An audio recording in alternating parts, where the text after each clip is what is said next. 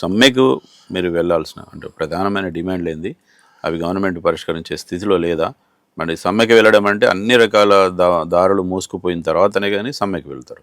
కానీ మినిస్టర్తో మాట్లాడినప్పుడు అంటే ఆయన మాటల్లో అంటే రవాణా శాఖ మంత్రి మాటల్లో ఇప్పుడు కూడా మా ద్వారాలు ఎప్పుడు తెరిచే ఉంటాయి, 24 hours డోర్స్ ఆర్ ఓపెన్ అని చెప్తుంటాడు. మరి మీరు ఆ డోర్ ఓపెన్ ఉన్నప్పుడు మీరు వెళ్ళడం లేదా?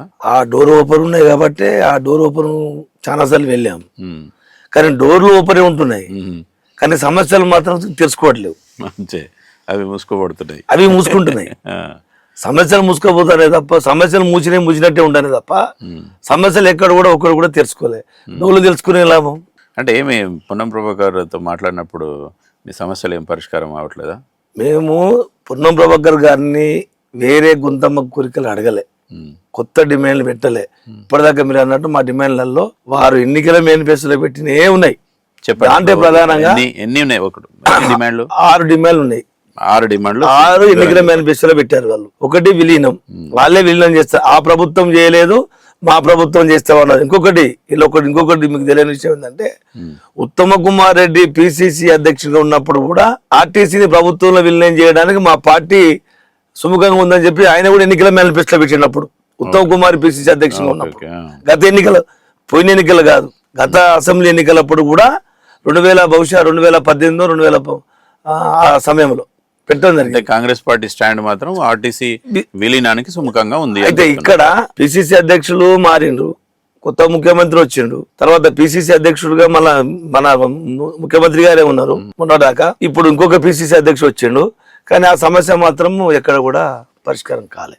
మరి అదే జగన్ అక్కడ ఈ విధంగానే ఎన్నికల మేనిఫెస్టో పెట్టిండు, అక్కడ హామీ ఇచ్చిండు.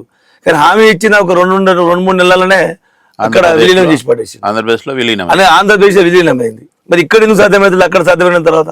రెండవది 2017-2021 వేతన సవరణ చేస్తారు. ఆ 2017 వేతన సవరణ కూడా ప్రభుత్వ ఉద్యోగులకు 30% ఇచ్చి మాకు ఒక 21% ఇచ్చారు, 9% తక్కువ చేశారు. ఇప్పటికే మేము ప్రభుత్వ ఉద్యోగుల కంటే ఎక్కువ పని గంటలు చేస్తున్నాం, ఎక్కువ కష్టపడుతున్నాం, మా శ్రమ దోపిడికి గురవుతున్నాం. కానీ మాకు జీతాలు పెంచడానికి మరి అదొక జీతాలతో మరి మేము ఎట్లా బతకాలి? మొన్న ఏదో డిఏ పెంచినట్టున్నారు. డిఏ అనేది ఆటోమేటిక్ డిఏ అండి, అది ఎవరికైనా వస్తుంది.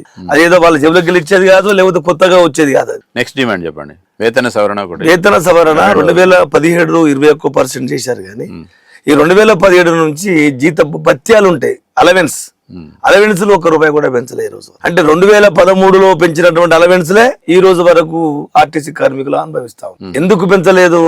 కారణం ఏంటి అంటే అధికారులకేమో అలవెన్స్లు విపరీతంగా ఉన్నాయి, ఆర్టీసీ అధికారులకు విపరీతంగా అలవెన్స్లు ఉన్నాయి. వాళ్ళకి ఎక్కడ పోయినా కూడా అన్ని రకాలుగా అన్ని సౌకర్యాలు ఉన్నాయి. మరి ఆర్టీసీ కార్మికులు కష్టపడి పనిచేసే వాళ్ళకు ఫ్రింజ్ బెనిఫిట్స్ అనేది ఎందుకు ఇవ్వరు? తర్వాత 2021 వేతన సవరణ మాకు జరగాలి, చట్టపరంగా న్యాయపరంగా ప్రతి 4 సంవత్సరాలకు ఒకసారి మాకు ఆర్టీసీ కార్మికులకు వేతన సవరణ జరగాల.